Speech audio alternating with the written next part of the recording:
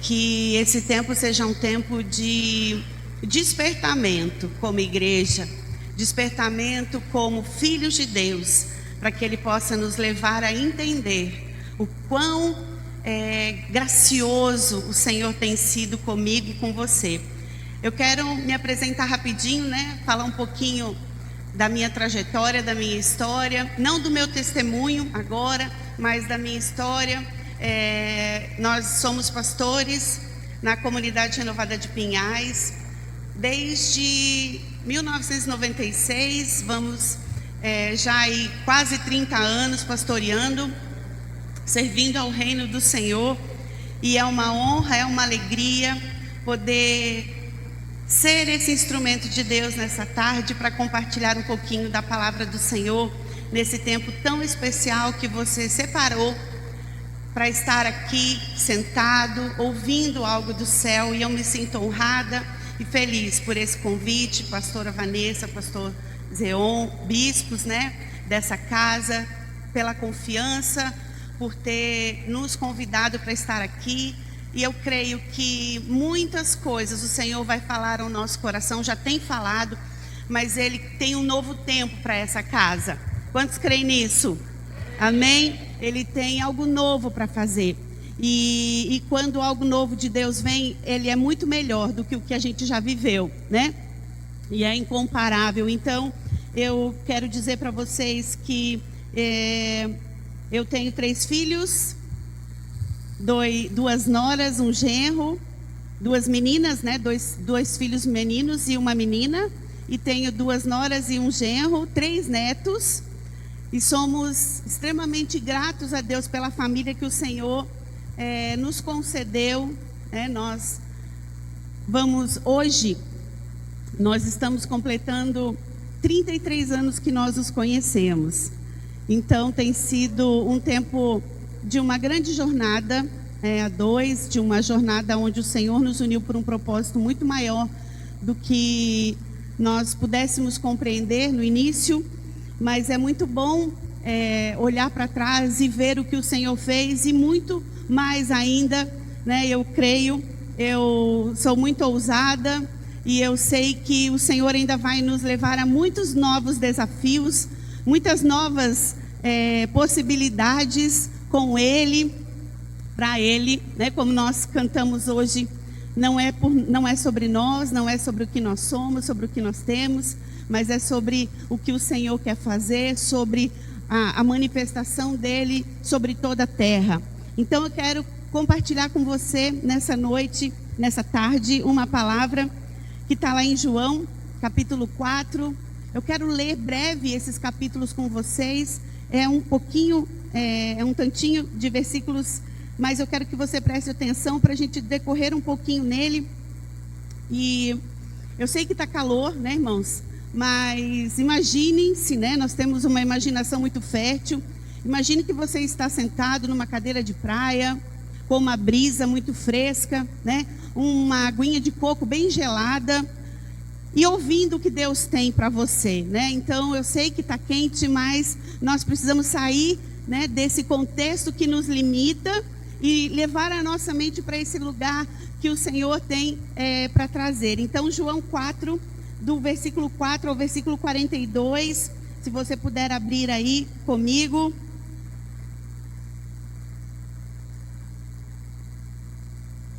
E era-lhe necessário passar por Samaria. Foi, pois, a uma cidade de Samaria chamada Sicar, junto da herdade que Jacó tinha dado a seu filho José. E estava ali a fonte de Jacó. Jesus foi muito cansado aquele caminho, se assentou-se junto da fonte. Era isto quase hora sexta. Veio uma mulher de Samaria tirar água e disse-lhe: Jesus, dá-me de beber. Veio os seus discípulos que tinham ido à cidade comprar comida. Disse-lhe, pois, a mulher samaritana: como, sendo tu judeu, me pedes de beber a mim, que sou uma mulher samaritana? Porque os judeus não se comunicavam com os samaritanos. Jesus respondeu a ela: se tu conheceras o dom de Deus, e quem é que te diz, dá-me de beber, e tu tu lhe pedirias e ele lhe daria água viva. Disse-lhe a mulher: Senhor, tu não tens como tirar água e o poço é fundo.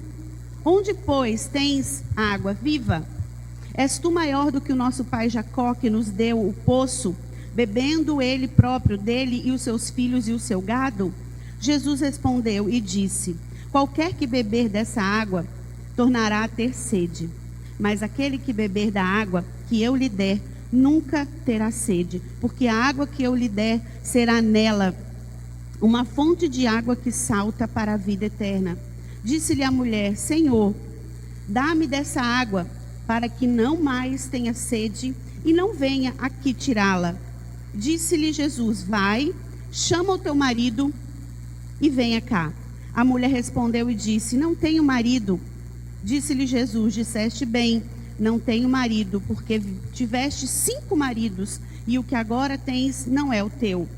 Isto disseste com verdade. Disse-lhe a mulher: Senhor, vejo que és profeta. Nossos pais adoraram neste monte, e vós dizes que é em Jerusalém um lugar onde se deve adorar. Disse-lhe Jesus: mulher, crê que a hora vem em que nem neste monte, nem em Jerusalém adorarás o Pai. Vós adorais o que não sabeis, nós adoramos o que sabemos, porque a salvação vem dos judeus. Mas a hora vem, e agora, em que os verdadeiros adorarão o Pai em espírito e em verdade, porque o Pai procura a tais que assim o adoram. Deus é espírito, e importa que o adorem em espírito e em verdade. A mulher disse-lhe: eu sei que o Messias, que se chama Cristo, vem. Quando ele vier, anunciará tudo. Jesus lhe disse: eu sou, e este que falo contigo. E nisso vieram seus discípulos e maravilharam-se de que estivessem falando com a mulher. Todavia, nenhum lhe disse: que perguntas? Ou, por que falas com ela? Deixou, pois, a mulher e o seu cântaro e foi à cidade. E disse àqueles homens: vinde, vede um homem que me diz tudo quanto eu tenho feito. Porventura não é este o Cristo? Saíram da cidade e foram ter com ele. E entretanto os seus discípulos lhe rogaram, dizendo: Rabi, come. Ele, porém, lhes disse: uma comida tenho para comer, que vós não conheceis. Então os discípulos disseram uns aos outros: trouxe-lhe, porventura, algo de comer? Jesus disse-lhes: a minha comida é fazer a vontade daquele que me enviou e realizar a sua obra. Não dizes vós que ainda há 4 meses até que venha a ceifa? Eis que eu vos digo: levantai-vos os vossos olhos e vede a terra, que já estão brancas para a ceifa. E o que ceifa recebe galardão e ajunta fruto para a vida eterna, para que assim o que semeia com o que ceifa, ambos se regozijem-se. Amém? Até aqui tá bom? Eu creio que a maioria de vocês já ouviu essa narrativa um tanto quanto complexa, sim ou não? Uma narrativa muito complexa, uma narrativa de muito impacto, não só para uma pessoa, mas para uma cidade. A Bíblia diz que Jesus era judeu e ele saiu da Judéia para ir a Galileia. E no meio do caminho, ele precisava passar por Samaria. Até tinha um outro caminho, irmãos, mas era muito mais longe, né? E aí eles passaram por ali. Hoje eu quero falar um pouquinho com vocês sobre o encontro que aponta para uma vida extraordinária. Há 33 anos, eu tive um encontro com Jesus. Num sábado de carnaval, fevereiro de 1990, eu tive um encontro com Jesus. Deus enviou uma pessoa, que hoje é o meu esposo. O Elian foi esse Jesus que se manifestou para mim. Eu tinha 16 anos. Quantas têm 16 anos aqui? Ninguém, todo mundo mais velho do que 16 anos.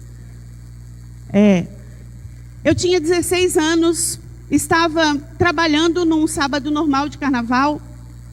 E no final daquele dia, eu fui tocada por um jovem de 19 anos que era totalmente diferente de mim. Um filho de pastor, um menino da igreja, criado nos caminhos, uma família estruturada, e eu, moradora de Florianópolis, que eu sou catarinense. Tem algum catarinense aqui? Tem, ok, tem. Bom morar em Santa Catarina, né? Então, nesse sábado de carnaval, eu tive um encontro com algo que iria mudar a trajetória da minha história. A partir do momento que o Eliam perguntou o que eu ia fazer naquela noite de carnaval. E eu disse para ele, eu vou pular o carnaval, como qualquer jovem de 16 anos sem Jesus. Espero que seja para as moças sem Jesus, né? Porque as que têm Jesus não pula carnaval, né, meninas? Amém? E eu, como uma jovem sem Jesus, falei para ele que eu iria pular o carnaval. E automaticamente eu perguntei para ele o que ele iria fazer.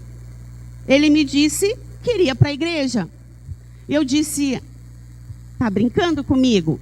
Ele disse, não, eu vou para a igreja. Eu não entendia, né, o que realmente ele estava falando. E ele me disse assim, não vai pular o carnaval essa noite. Espera eu te ligar. E eu me preparei, porque eu já tinha comprado um conjunto de baby doll. Sabe aqueles de dormir? Sabe, meninas, baby doll de dormir? Eu comprei um daquele para pular o carnaval. Para vocês verem o nível do meu envolvimento com o mundo. E eu fui.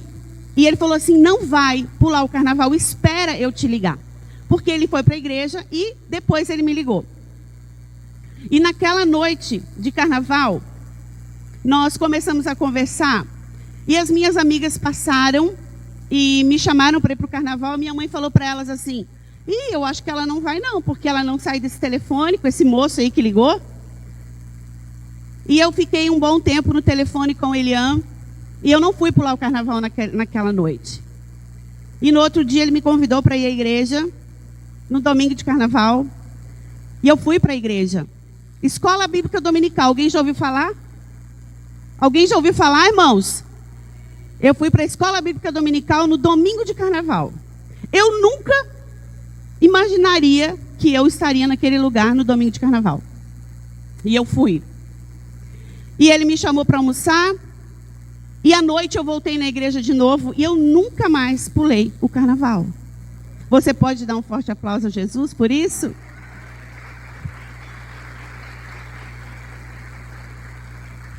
Aquela noite, eu comecei a entender o que era vida. Eu comecei a entender o que era Jesus. Eu comecei a compreender a partir dali que quando nós temos um encontro poderoso com a verdade, com alguém que te conhece, nós começamos a viver uma vida extraordinária e não uma vida por uma vida. Então, eu nasci órfã. Quando a minha mãe estava grávida de mim de 15 anos, o meu pai morreu num acidente de carro. Então, a minha mãe ficou viúva com 15 anos. Obrigada, irmão, que Jesus te dê em dobro.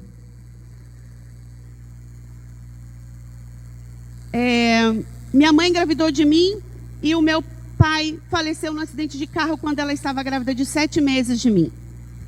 E eu cresci numa família só de mãe. Depois ela casou com outro homem, teve o meu irmão, mas também não viveu muito tempo com o meu padrasto. E eu cresci numa família muito desestruturada. E eu tinha tudo para dar errado, irmãos. Conhece alguém assim? Eu era uma menina improvável. Eu tinha tudo para dar errado. Mas o amor de Jesus por nós encontra caminhos para encontrar o nosso coração. Ele desvia, ele para a sua agenda. Ele promove realidades para encontrar o nosso coração. E a partir daquela criação toda desestruturada, mais tarde, quando eu tinha os meus 10 anos, minha mãe começou a se envolver com tráfico de drogas. E e se tornou uma traficante em Florianópolis. E eu vivia, né, na casa dos meus tios. Era um perigo eminente, né, a minha casa, com muitas pessoas indo lá. E mais tarde, quando eu já estava indo na igreja, nós descobrimos que a minha mãe havia pego AIDS do seu parceiro e estava com o soro positivo. E ao começar a ir para Jesus, a minha mãe começou a perceber. Quando ela conheceu o Elian, ela falou para mim assim: você vai casar com crente? Eu disse: eu não sei, mãe, eu estou só namorando. Para ele foi um pouco difícil, porque um menino, né, da igreja, filho de pastor, namorando com uma menina do mundo, né? Ele me convidou para ir na igreja e nós éramos amigos, né? E logo mais deixamos de ser amigos e nos começamos a namorar. E a minha mãe dizia assim para mim: crente é tudo pobre. Você vai namorar com ele, você vai morrer pobre, você não vai ter nada. E ela, sem entendimento, lançou algumas maldições e eu comecei, né, com o passar dos anos, depois que nós casamos, a quebrar muitas palavras de maldição. Mas a minha mãe começou a ir para a igreja também, irmãos. Ela ouviu desse amor de Jesus e logo depois que eu me batizei, a minha mãe também se batizou, também se converteu, conheceu a Jesus e menos de 6 meses a minha mãe veio a falecer, né? Então, o Senhor, Ele encontra os nossos corações. E a partir daí, né, eu comecei a escrever uma nova história. Em 92 nós nos casamos, tivemos quase 2 anos de namoro e noivado, porque crente não pode namorar muito, sabia, irmãos? Jovem não pode namorar muito. Então, meu sogro já agilizou logo para a gente poder casar, né? E nós casamos, e 3 meses depois nós estávamos já indo para Cianorte estudar teologia, o Elian, para estudar teologia, para cumprir o chamado de Deus. Foi todo um contexto para eu poder entender esse chamado de Deus, mas o chamado não era só para ele, era para mim também. E foi um tempo muito difícil, né? 4 anos de seminário foi um tempo muito difícil, mas a partir daí nós aprendemos muito com o Senhor e nós podemos entender os planos e os propósitos de Deus para nós e para a nossa história, né? E aí nós estamos hoje completando 33 anos que nós nos conhecemos, 31 anos de casado e vivendo para a noiva, vivendo para servir a noiva de Cristo Jesus, que somos nós, essa igreja linda e maravilhosa que o Senhor tem levantado sobre a terra. E eu quero dizer para vocês que Deus ainda continua encontrando pessoas como eu e como você, improváveis. Deus ainda continua transformando realidades. Deus ainda continua mudando contextos aonde tudo diz que nós não iríamos dar certo. E Ele une propósitos, Ele une realidades, Ele une desígnios. E foi assim que Deus fez com essa mulher de João 4. Essa narrativa de cura, quando nós olhamos para essa história dessa mulher que nem nome tem, né? Só diz que ela era de Samaria. Essa viagem que Jesus fez foi uma viagem evangelística, foi uma viagem estratégica. O Elian foi um jovem estratégico. Ele sempre dizia para mim assim, como eu vim de uma família muito desestruturada, quando a gente tinha alguns perrengues, quando a gente tinha algumas discussões, ele dizia assim: Tati, eu me casei para viver com você até o fim. E nós vamos precisar nos entender. Nós vamos precisar compreender as nossas dificuldades e nós vamos precisar aprender a conviver sem esse negócio. Não deu certo, vai cada um para o seu lado. Porque é assim que acontece, né, irmãos?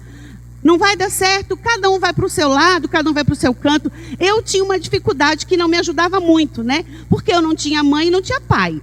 Se eu me separasse dele, eu não tinha muito para onde ir, irmãos. Então, assim, eu vivia, né, ouvindo e procurando cumprir os princípios de uma família que ele tinha e lutando comigo mesma, né, para poder cumprir aquilo que Deus tinha para nós.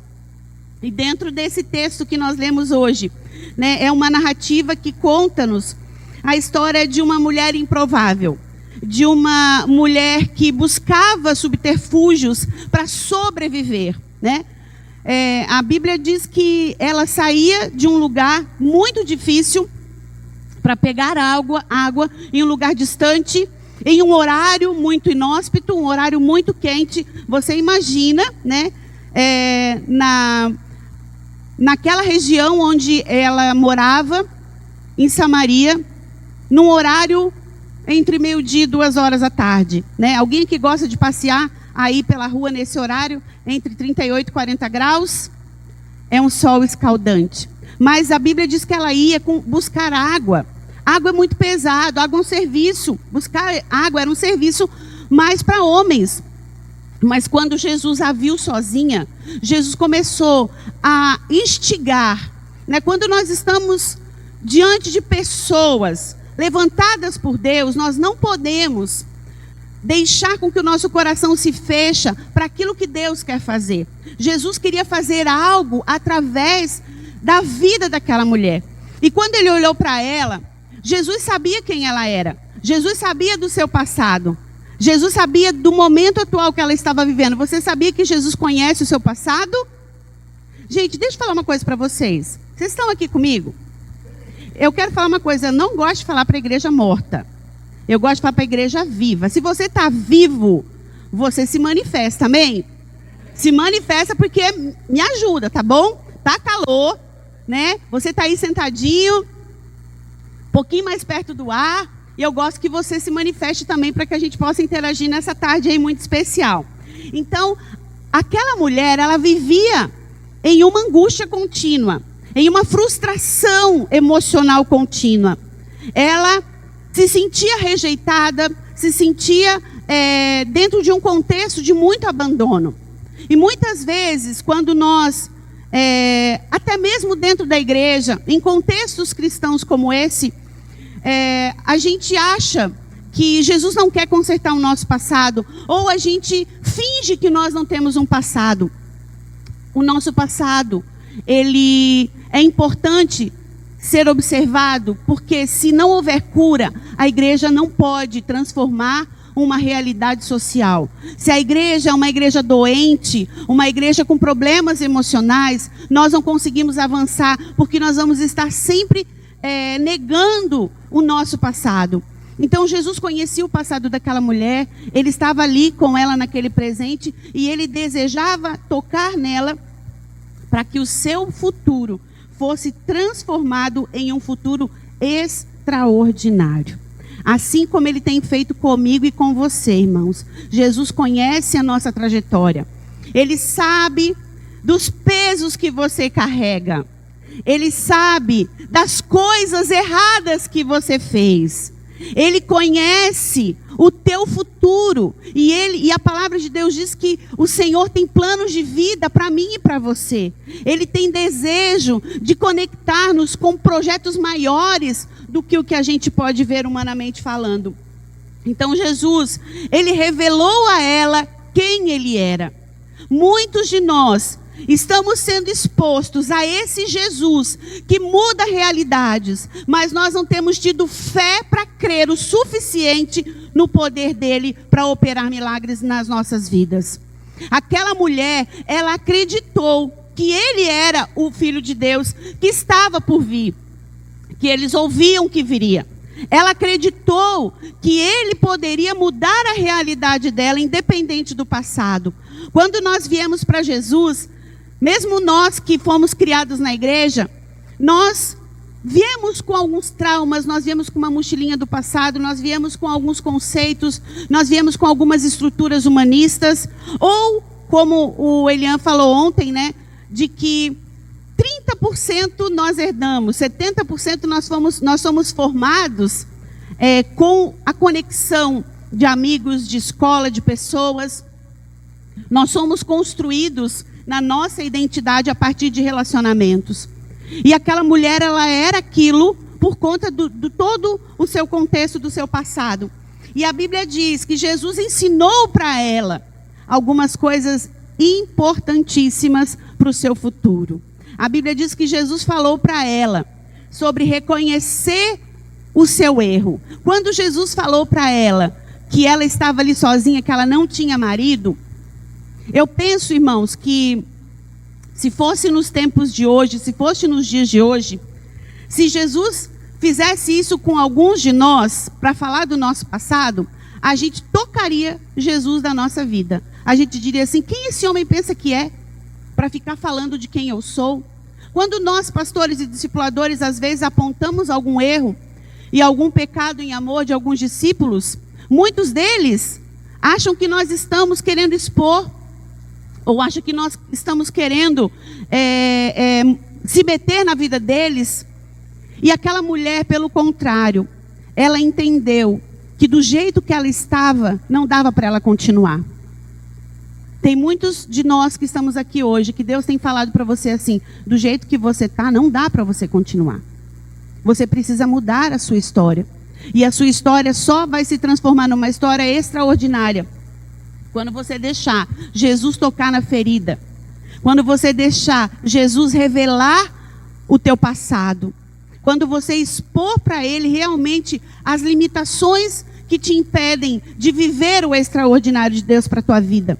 A Bíblia diz que o Senhor veio para dar vida, e vida em abundância. E muitas vezes nós cristãos, dentro da igreja, nós estamos vivendo uma vida medíocre, uma vida miserável, uma vida sem visão, uma vida sem propósitos, né? E a igreja, ela vai caminhar a partir das pessoas que estão aqui congregando com ela. A igreja, ela vai se mover, nós vamos ter direcionamentos do céu. A igreja, né? Ela vai ter propósitos de crescimento, estratégias, mas nós também precisamos ter as nossas estratégias. Quando você começou esse ano, você colocou nos seus planos de vitória, que nós fizemos lá na igreja o nosso plano de vitória. Nós fizemos o nosso plano de vitória coletivo, cada um trouxe o seu plano de estratégias para o ano de 2024. Quantas pessoas você quer ganhar para Jesus esse ano? O que você quer fazer de diferente esse ano que você não fez ano passado? Quais pecados você quer deixar? Em quais ministérios você quer se envolver? No que você quer romper? Este ano, na nossa igreja, é o ano da superação. O que você quer superar? Nós colocamos para as nossas ovelhas. A cidade de São Miguel precisa de uma igreja extraordinária. Mas uma igreja extraordinária é feita de filhos e filhas extraordinários, que acreditam no seu potencial. Jesus, quando ele olhou para aquela mulher, irmãos, ele viu nela um grande potencial. Independente do seu passado, independente das suas frustrações atuais, Jesus acreditou que ela, ao ser tocada pelo poder transformador da palavra, pelo poder transformador do Messias, do Salvador, a vida dela jamais seria a mesma. Então, Jesus falou da adoração, Jesus falou de quem ele era, né, dos seus atributos, e Jesus disse: eu sou, eu que falo contigo. Quantas vezes Deus usa homens e mulheres de Deus para falar conosco e para dizer: sai dessa rota, muda de vida, larga esse pecado de estimação, desiste de viver uma vida de autocomiseração. Vocês sabem o que é uma vida de autocomiseração?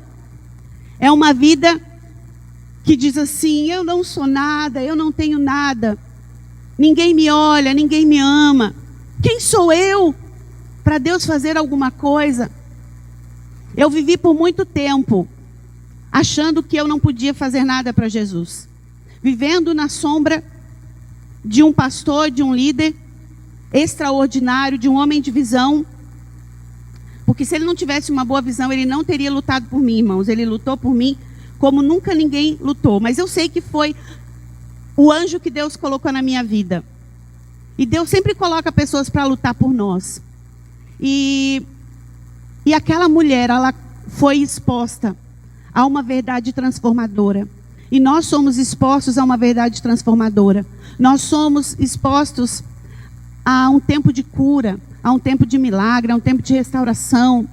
Nós temos o ensino, nós temos a palavra, nós temos pastores, líderes, que têm botado a mão nessa cumbuca, que têm acreditado em nós. e muitas vezes nós mesmos não acreditamos. Eu lembro que um dia o Elian falou assim, eu não pregava, irmãos, eu não trazia palavra na igreja. Eu sempre gostei muito de cuidar das crianças da escola dominical. Eu tenho um chamado do ensino e eu amo cuidar de crianças.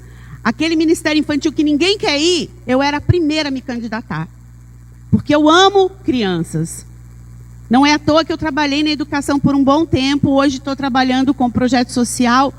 Então eu gosto de crianças. E um dia, Deus me deu uma visão. Eu sonhei, nesse sonho, Deus me deu uma visão de um tanque muito grande, como se fosse um grande aquário. E nesse aquário a água era muito verde e muito saloba, uma água muito pesada, que não dava para ver o que tinha dentro desse tanque. Uma água muito parada, muito esverdeada. E naquele sonho eu lembro que eu falei para o Senhor, o que é isso? O que o Senhor está falando? Que tanque é esse? Né? E Deus falou para mim assim, eu tenho te dado tanto, você recebe tanto da minha palavra, só que você não tem dado aquilo que eu tenho te dado. Você tem deixado parar. E água parada acontece o quê, irmãos? Apodrece. Né? A gente tem que estar sempre renovando. E eu sempre dizia para ele assim, pede para fulano pregar, pede para ciclano falar. Eu não quero. Né? Deixa eu fazer outra coisa. E naquele dia eu falei para Deus assim, Senhor, eu nunca mais vou dizer não quando Ele me pedir para trazer uma palavra. E foi a partir dali que Deus desatou algo dentro de mim para que eu pudesse estar compartilhando aquilo que Deus fez na minha vida e faz através dos meus momentos com Deus. Então nós somos pessoas com um potencial incrível nas mãos de Deus. Quem está aí diz amém? Você acredita nisso? Que você é uma potência nas mãos de Deus? Nós somos isso, irmãos. Nós somos, o Senhor nos escolheu, não porque, né? Talvez no início eu pensava assim, Deus ficou com pena de mim, né? Uma menina tão pobre, sem pai, sem mãe, filha de traficante. Ela mandou o Elian para cuidar dela porque ele, né, olhava para ela e achava ela muito coitadinha. Eu vivia pensando assim, em relação a mim. E não é isso que Deus queria para mim. Deus queria que eu pudesse me ver como alguém que Ele alcançou, porque por trás de tudo, de toda a história, o pano de fundo é o amor. O amor de Deus por mim e por você é que faz com que você esteja aqui hoje, é que faz com que você seja curada, independente do teu passado, do que falaram, do que disseram, do que você fez, do que te levaram a fazer, porque a gente não pode ser vítima da nossa história. E eu lembro que eu tinha todos os motivos para me sentir uma menina doente da alma, rejeitada, porque o meu pai morreu, os meus familiares não me aceitaram, porque eu não tinha uma casa estruturada, porque eu digo que eu cresci igual batata, né? Porque batata você quase não cuida, você joga lá e ela nasce, né? Eu digo que eu fui criada que nem batata. E eu tinha todos os motivos para dizer que eu não iria dar nada. E Deus cuidou de mim de uma tal forma. E um dia eu fui levar o Elian na rodoviária para pegar um ônibus para ele fazer uma viagem. E nesse dia demorou um pouquinho para chegar o ônibus. E ele ficou ali no carro comigo. E eu vi um cachorro sarnento. Sabe? Alguém que já viu um cachorro cheio de ferida no corpo? Quem já viu? Tadinho, andando pela rua que dá vontade de levar no pet shop, dar banho, né? E arrumar e levar para casa. Eu vi um cachorro assim, irmãos. E naquele momento o Espírito Santo falou comigo. Ele falou assim, filha, todos nós temos passado. Todos nós temos feridas. Todos nós temos coisas ruins que fizemos ou que passamos. Mas cabe a nós lamber as feridas ou deixar o Senhor curar as nossas feridas. Se você ficar lambendo as feridas do passado, quanto mais nós mexemos nelas, e quanto mais nós olhamos para elas, e quanto mais nós nos representamos nela, menos curados nós vamos ser. E o Senhor falou comigo, chega de se achar assim.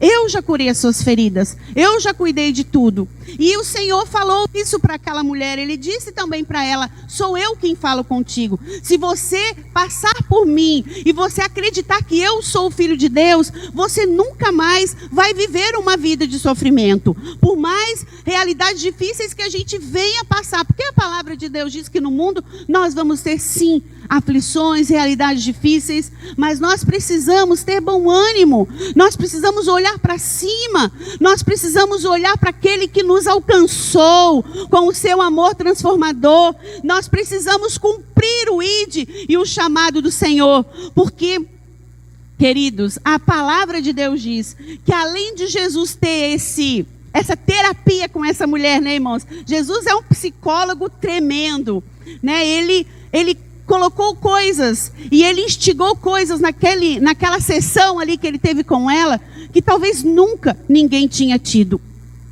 Jesus, ele é estratégico, e muitas vezes para a gente ganhar a nossa casa, ganhar pessoas para Jesus, nós temos que ser estratégicos, nós temos que viver uma vida na palavra, viver uma vida no aprendizado, no aconselhamento. Nós precisamos deixar com que esse rio de águas vivas flua de nós e sermos intencionais naquilo que nós fazemos, sermos assertivos naquilo que nós vamos fazer e acreditar que a partir do momento que o Senhor usou aquela mulher, a Bíblia diz no final do capítulo 4 de João, que Jesus não só passou por Samaria, ele ficou 2 dias em Samaria. Tal era a sede e a fome daquelas pessoas. Os discípulos chegaram e tiveram um susto ao ver aquela conversa. Mas eles compreenderam o mistério que estava acontecendo. Deus quer te usar, amém? Com mistérios, com estratégias, com ferramentas. Deus quer te usar com perguntas. Deus quer te usar com empatia. Deus quer te usar como uma pessoa extraordinária, assim como Jesus foi, para despertar pessoas para essas boas novas. Então, hoje, irmãos, já estou terminando. A cidade que você mora, São Miguel do Iguaçu, tem 27 mil habitantes. Você sabia disso? Você consegue compreender que é 27 mil pessoas? Talvez uma e outra já frequentem alguma igreja. Talvez uma e outra já tenha ouvido falar de Jesus. Talvez. Mas existem muitas pessoas em São Miguel que precisam ouvir as boas novas de Jesus. E uma igreja extraordinária é uma igreja que sai correndo para cumprir o propósito. Uma igreja extraordinária não é uma igreja... Olha, irmãos, eu gosto muito de worship. Não briguem comigo os worshipeiros, tá? Mas só worship não rola. Nós precisamos orar sim. Chapar o cabeção nas noites de oração. Buscar a vida de Deus. Buscar a santidade. Orar pela igreja. Mas nós precisamos sair. Nós precisamos olhar para fora. Né? O tempo de oração é um tempo da presença. A Bíblia diz que ela estava na presença de Jesus, mas ela experimentou a presença de Jesus, mas ela não ficou ali apenas naquele momento. Ela, como dizem por ela, vazou, correndo, lembrando, queimando dentro dela tudo que ela havia passado.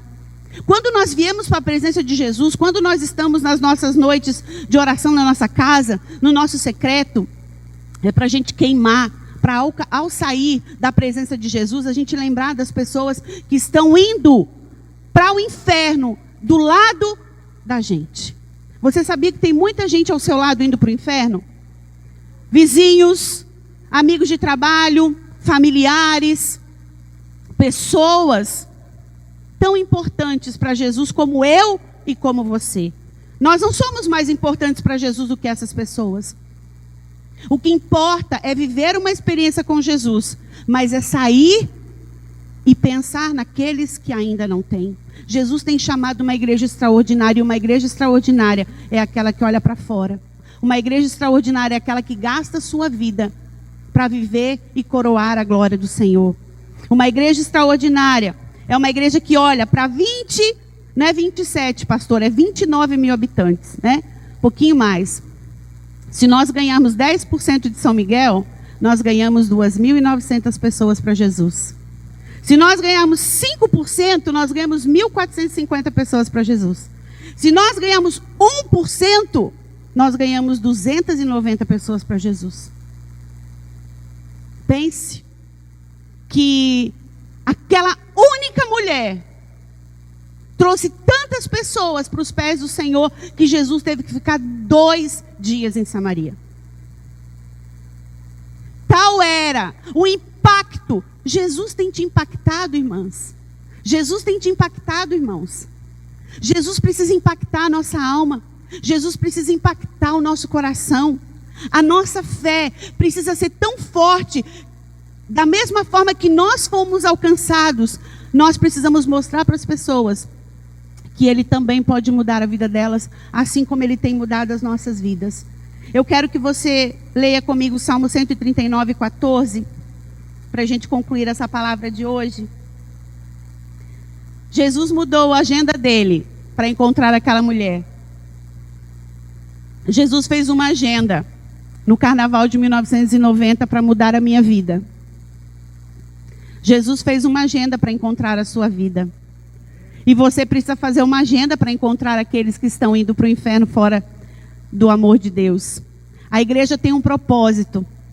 Assim como a mulher samaritana tinha. Sabe qual foi o propósito dela? Aprender que nós poderíamos adorar em qualquer lugar. Aprender que depois que a gente bebe daquele que dá água da vida, nós nunca mais temos sede. Mas algo muito extraordinário. Ela aprendeu que ela tinha que anunciar as boas novas. Ela tinha que anunciar que Ele vai vir. Olha para a pessoa que está do seu lado e diga para ele: Jesus vai voltar. E Ele não vai voltar só para mim e para você. Ele vai voltar para outras pessoas. E essas pessoas precisam estar preparadas, assim como eu e você estamos aqui, nos preparando nessa tarde. Salmo 139, 14, eu quero te convidar para nós ficarmos em pé.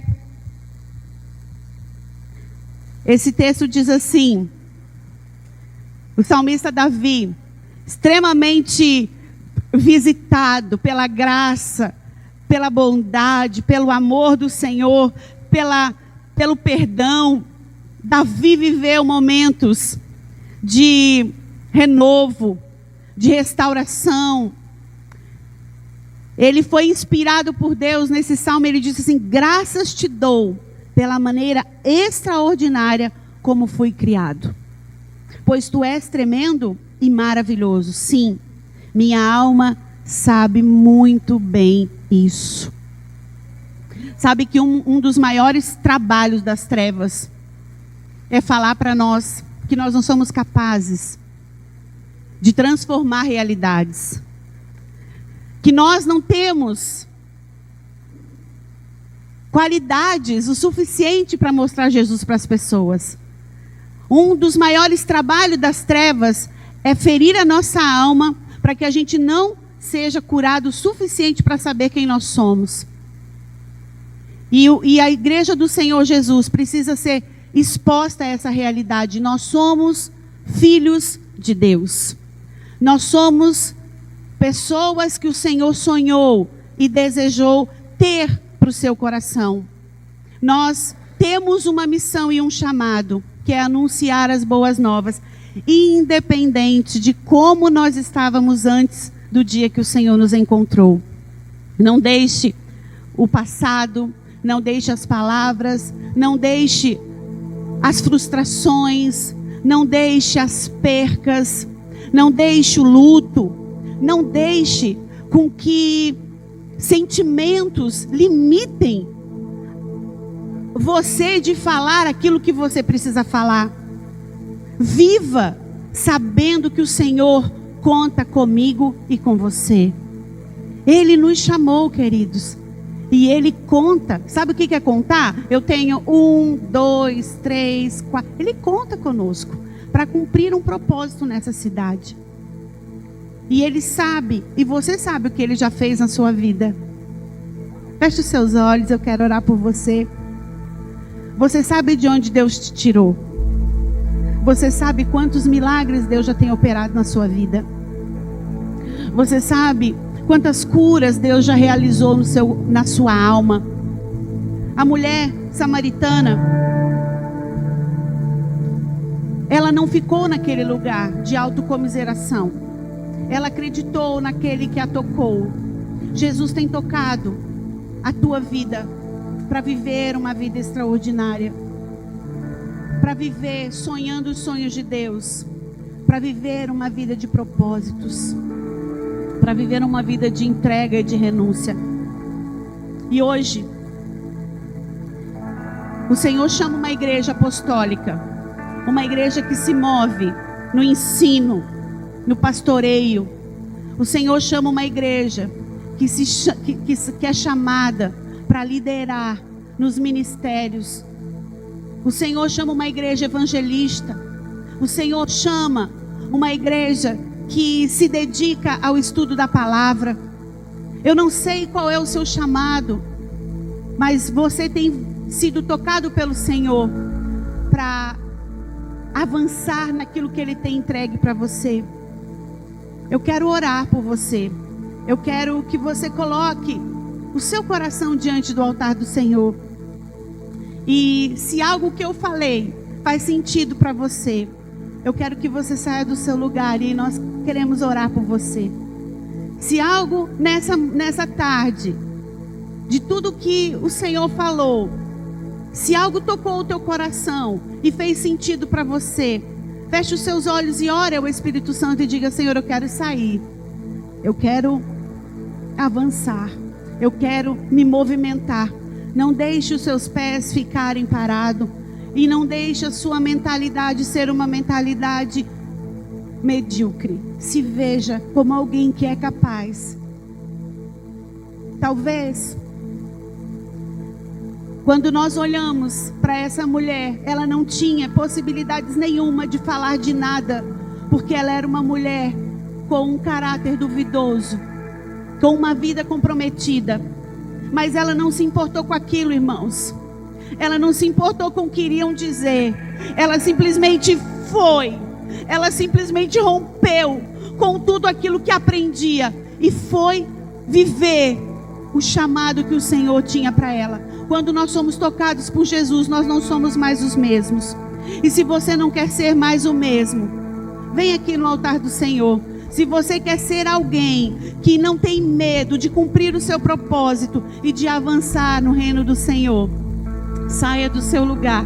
Você que crê que o Senhor tem um propósito na sua vida e que você precisa ativar esse propósito, você precisa sair desse lugar, tirar essas vozes que não deixam com que você se sinta capaz. Você é capaz de cumprir um propósito e de ir além. Nada que as trevas façam vai ser maior do que aquilo que Deus tem para fazer. O Senhor te chamou e Ele te usa com autoridade e poder, assim como aquela mulher foi usada para trazer aquelas pessoas. Não foi ela que convenceu e não foi ela que mudou, mas ela foi um instrumento de Jesus para fazer aquilo. E o Senhor quer usar a minha vida e a sua vida para transformar a realidade de São Miguel, para transformar a realidade da sua casa, do seu trabalho, da sua escola, para transformar a realidade dos seus familiares. Eu e você, nós não somos perfeitos, mas habita dentro de nós aquele que é perfeito. Jesus, Ele habita dentro de nós e Ele é perfeito. E Ele faz, e Ele faz, e Ele faz. Vamos adorar ao Senhor? Oh, Espírito Santo, Espírito Santo, Tu és perfeito. Tu és perfeito, Senhor. Tu és aquele que faz. Sim, Jesus. És a sede que beber. És o nome que escuto ao deitar e o olhar que vejo ao amanhecer. És a fome que me faz cantar. És a sede que me faz beber. És o nome que escuto ao deitar e o olhar que vejo ao amanhecer.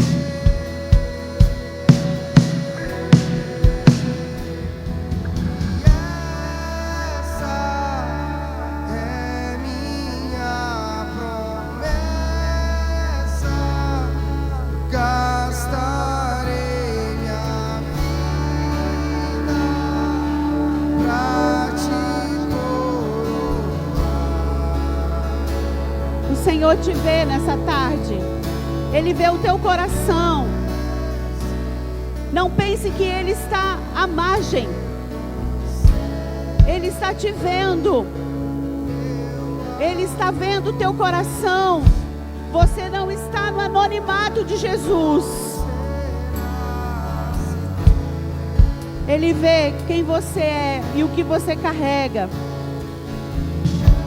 Ele vê o que Ele tem entregue às suas mãos. O que queima no teu coração, meu irmão. Diga: Senhor, eu não quero enterrar aquilo que o Senhor tem me dado. Eu quero fazer multiplicar aquilo que o Senhor tem confiado às minhas mãos. Eu quero potencializar aquilo que o Senhor tem dado às minhas mãos.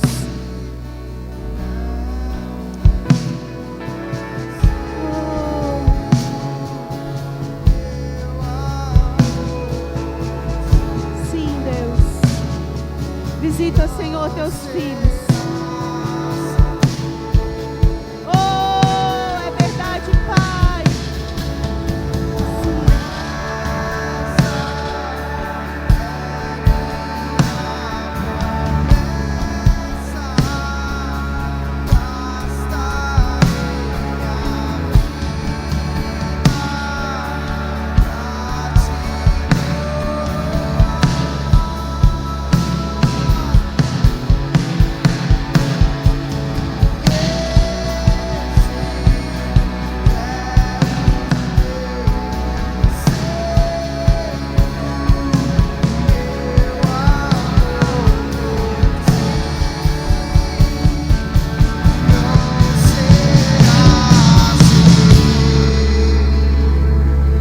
Jesus, eu sei que o Senhor nos vê e o Senhor conhece quem nós somos, quem nós fomos e quem nós seremos. Senhor, o teu amor independe das nossas escolhas. O teu amor independe das nossas realidades, Senhor. Nós queremos dizer que o Senhor pode contar conosco. Que nós estamos aqui, Senhor, para honrar a tua salvação, para honrar aquilo que o Senhor fez por nós e para contar os feitos do Senhor com autoridade e poder. Visita, Senhor, esta igreja. Visita, Senhor, essa geração de jovens, mulheres, homens, crianças, com a paixão por almas. Que o Senhor levante nesse lugar filhos que entregam, que vivem os seus melhores dias para o teu reino, Senhor. Assim como muitos já têm feito aqui, entregue os seus melhores dias para gastar na tua presença. Que os seus corações sejam incendiados para viver uma vida extraordinária em ti, Senhor. Obrigada, Senhor, por esse tempo. Que o Senhor potencialize tudo que o Senhor tem já entregue para cada um dos teus filhos nesse lugar. Que nós possamos acreditar em tudo que o Senhor já deu. Que nós possamos acreditar que a tua vida está em nós e que nós somos mensageiros do Teu amor, Senhor, para transformar a realidade ao nosso redor. Obrigada, Senhor. Nós Te adoramos, Senhor. Nós Te adoramos por quem Tu és. Aleluia. Aleluia. Que Deus te abençoe, meu irmão. Que Deus abençoe a tua caminhada. Que você seja e viva uma vida extraordinária na presença daquele que te ama, que é o Senhor Jesus.